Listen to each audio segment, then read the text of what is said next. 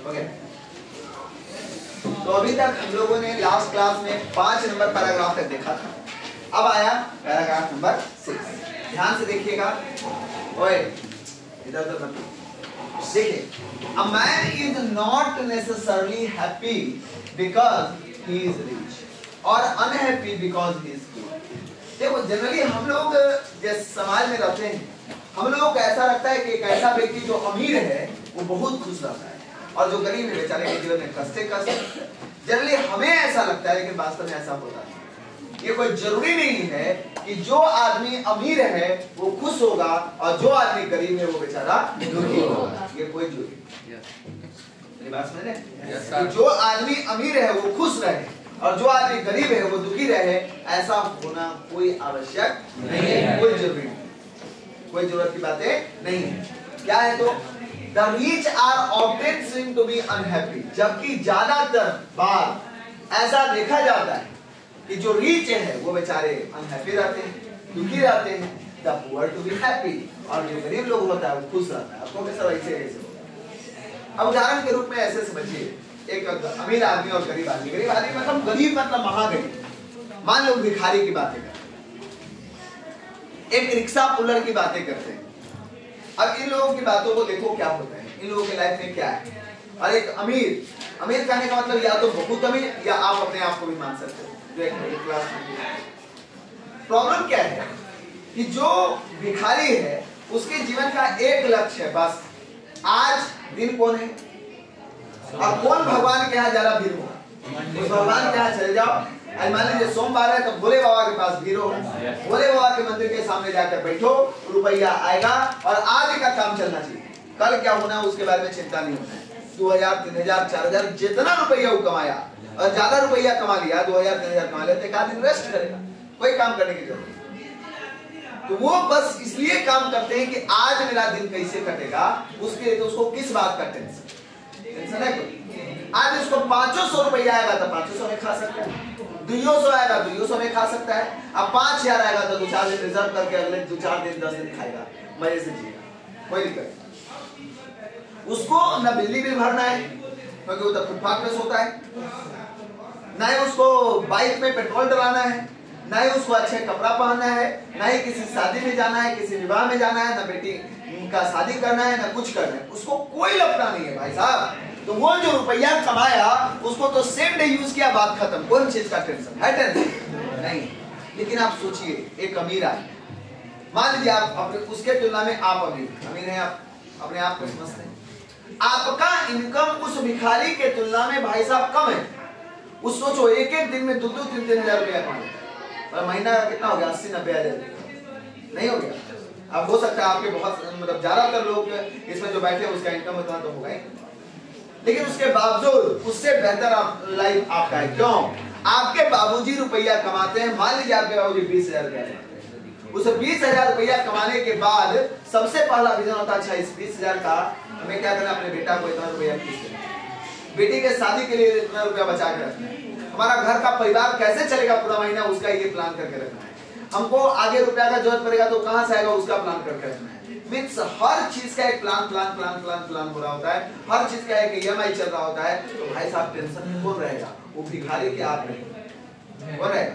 आप रहोगे ना, आप रहोगे ना। अब आपका तो आप लिखा होगा कि मुकेश अंबानी सर, अरे अभी देखिए शादी वादी हो रहा था, उसके फैमिली का बड़ा मजा आया। वो लोग को क्या चीज का दिक्कत है सर? वो तो पूरा दुनिया का सबसे बड़ा अमीर आदमी में से एक आदमी बताता है, वो लोग को क्या दिक्कत? भाई साहब दिक्कत है। सोचिए वो आदमी जो इतना अमीर है, आप और उसकी तुलना कर लीजिए अपने आप को। आप और हम उसके तुलना में क्या बोलते हैं, चीटी भी नहीं, इतना समझिए। अब तभी आप तुलना करिए। तुलना क्या है? आपके पास इस बात की स्वतंत्रता है कि आप कहीं भी जा सकते हैं, कहीं भी खा सकते हैं, कहीं भी घूम सकते हैं, कुछ भी कर सकते हैं। उसके पास ऐसे शुरू उसको मन करेगा कि हम मतलब मुजफ्फरपुर के गलियों में ऐसे ही अकेले अकेले घूम सकता है, पता चलेगा कि अगले दिन कोई टपका उसी दिन टपका देगा कहने का। मान लीजिए महेंद्र सिंह धोनी भी उसके तुलना में बहुत बड़ा आदमी नहीं है, लेकिन महेंद्र सिंह धोनी को ऐसा मन करे ऐसा करते हैं ना, चलते हैं सियोर सक्सेस की तरफ, उधर से माधोपुर से वहां आराम से मोटरसाइकिल से घूमते हैं बिना हेलमेट लगाए, क्या भयानक भीड़ हो जाएगा, नहीं हो जाएगा, पूरा ट्रैफिक जाम हो जाएगा, पूरा इतना भयानक क्राउड आ जाएगा कि मतलब पूरा पुलिस को मतलब उसको ठीक करने में प्रॉब्लम नहीं होगा, प्रॉब्लम है। और आप उसके पास बस एक चीज की स्वतंत्रता, रुपया का टेंशन नहीं, आपके और हमारे जीवन में रुपया का टेंशन है, उसके पास रुपया का टेंशन नहीं, उसका टेंशन क्या बात का है, उसका टेंशन है कि उसका बिजनेस उसी रूप में कैसे बढ़े। क्योंकि देखिए एक बार जब जिस स्टेटस में आप आ जाते हैं, चाहे जो भी स्टेटस है, आपको पहला दिक्कत होता है उसको मेंटेन करना। नहीं आज मान लीजिए आप बाइक से चल रहे हैं, तो आपका बाइक हमेशा चलते रहना चाहिए, उसके लिए रुपया को आप कैसे अरेंज करके रखेंगे वो जरूरी है। पता चला आज बाइक से चल रहे हैं, कल पैदल चल रहे हैं, तो समस्या होगी नहीं। तो उस स्टेटस को मेंटेन करने का भी बहुत टेंशन है, इसीलिए कहा गया। तो ये सब जितना अमीर आदमी आप जिसको सोचते हैं वो बेचारा हमेशा, अच्छा कभी आप नहीं देखेंगे कि कोई गरीब आदमी हार्ट अटैक से मर गया, क्या मरेगा, वो पति का टेंशन, क्या हार्ट अटैक मरेगा, उसको हार्ट अटैक आएगा नहीं आएगा। लेकिन एक अमीर आदमी, जितना अमीर आदमी जैसा लोग है, उस सब आदमी को हार्ट अटैक से मरेगा।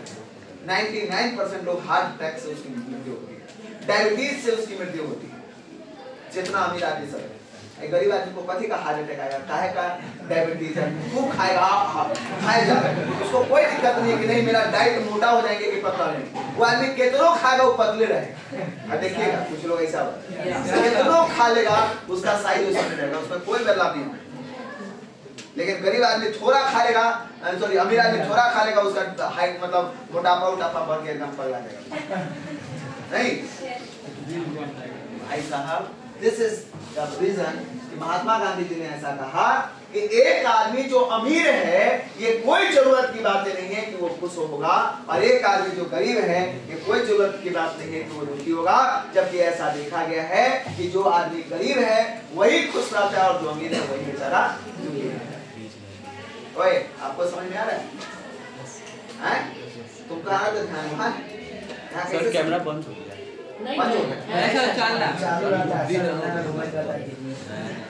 देखिए ध्यान दीजिए, नहीं तो मारेंगे बहुत मार। अब देखिए क्या, millions will always remain poor. लाखों करोड़ों की संख्या में लोग जो हैं वो क्या रह जाते हैं, गरीब रह जाते हैं।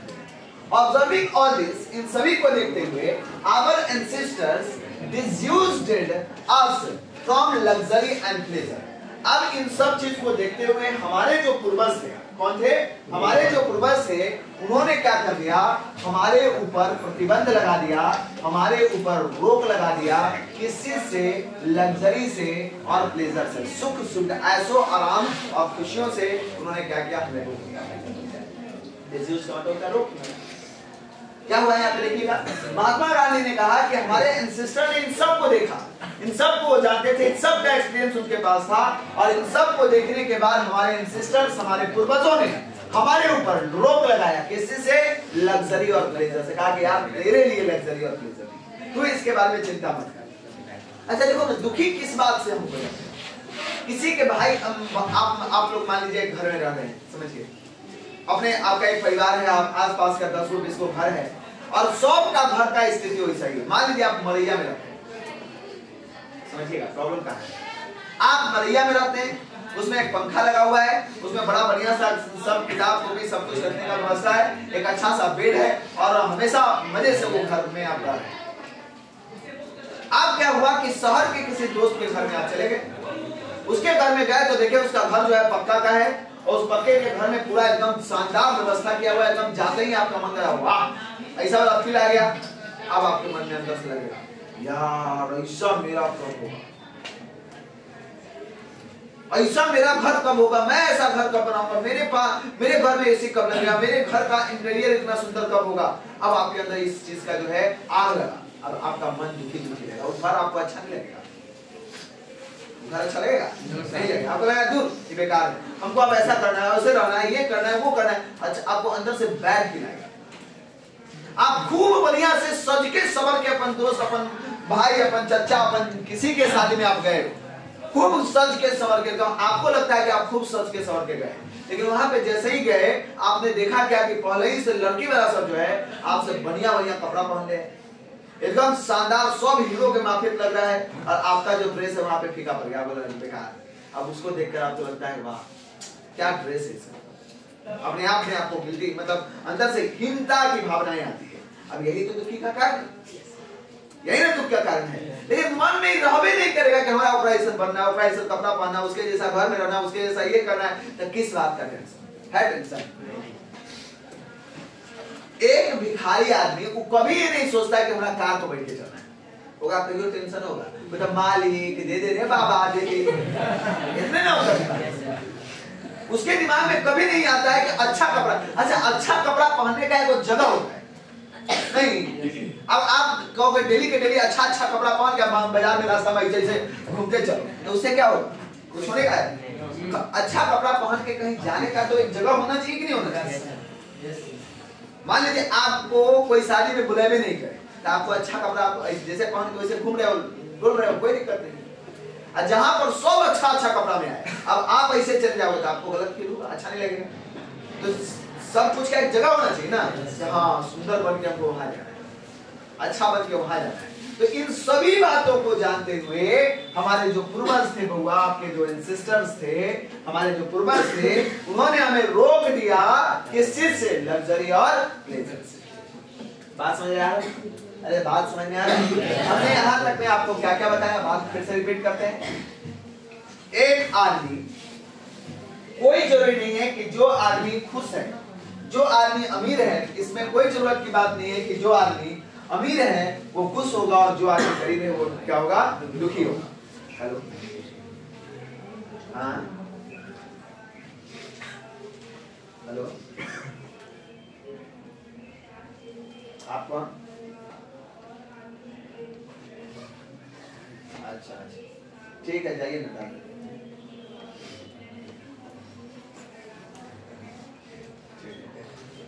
15 लोग डाल देते हैं। ये वीडियो कट जाएगा, वीडियो कट जाएगा, रहने दीजिए, लॉस हो जाएगा।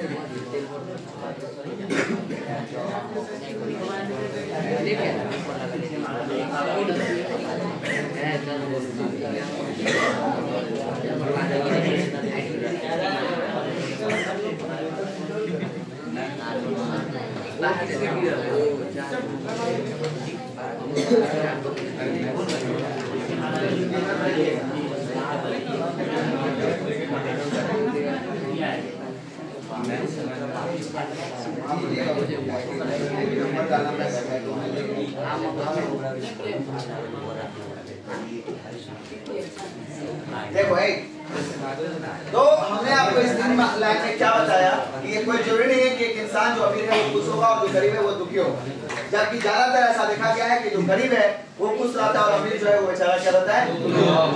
इन सब बातों को जानते हुए हमारे एंसेस्टर्स ने, हमारे पूर्वजों ने हमें रोक दिया किससे? लग्जरी और प्लेजर। ठीक है, अब इसके आगे बोलिए, we have managed with the same kind of plot as existed thousands of years ago। Mahatma Gandhi ji ने कहा कि यार हम लोग मैनेज करते हैं उसी प्लॉट, उसी खेत से जो खेत हजारों सालों से हमारे पास है। हजारों सालों से जो खेत से हमें हमारे पूर्वज काम करते आए हैं, उसी खेत में हम अपना जीवन यापन करेंगे, उसी खेत से हम जिएंगे। We retain the same kind of cottage that we had in a former times, and our indigenous education remains the same as before। Mahatma Gandhi ji ने कहा कि हम लोग के पूर्वजों ने जैसा घर बनाया, जैसा कॉटेज बनाया, जिस तरह का घर है हमारे पास, उसी तरह के घर से हम अपना जीवन जिएंगे।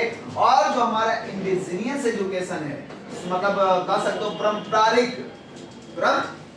जो पढ़ाई है, उसी तरह से स्वदेशी कह सकते हो, हमारी जो स्वदेशी पढ़ाई है, उसी स्वदेशी पढ़ाई से हम आगे बढ़ते रहेंगे। वही स्वदेशी पढ़ाई हमारे पास रहेगा, कुछ नया हम लोग ऐड ऑन नहीं करेंगे, मतलब कुछ नया नहीं। उन्होंने कहा कि we have had no system of life coordinating। coordinating का मतलब होता है विनाश करने वाला।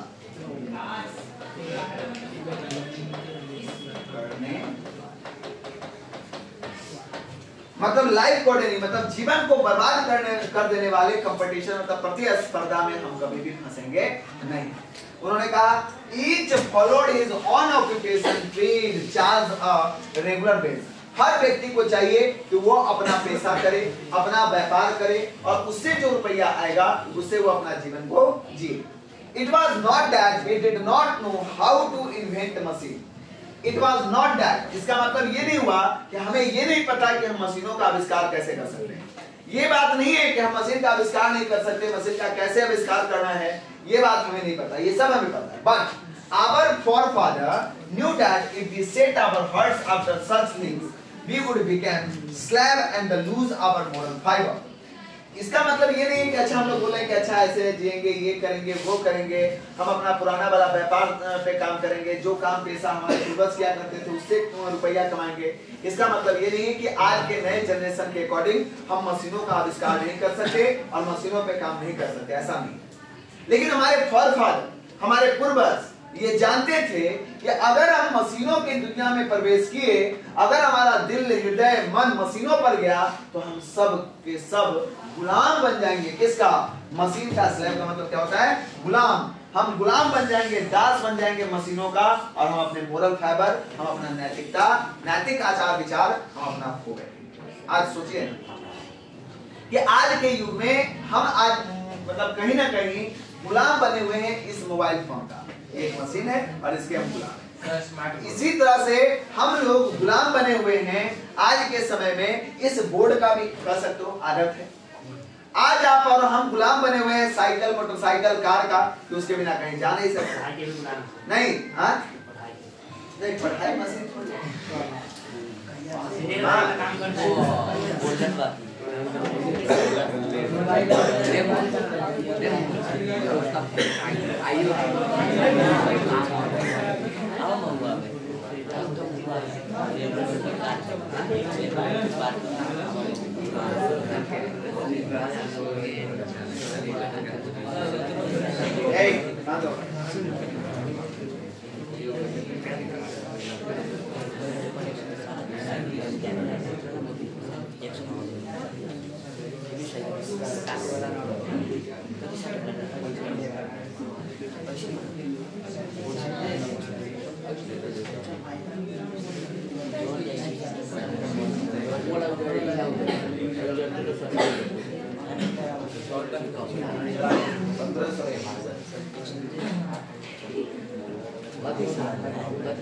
देखिए, बात समझ में आया?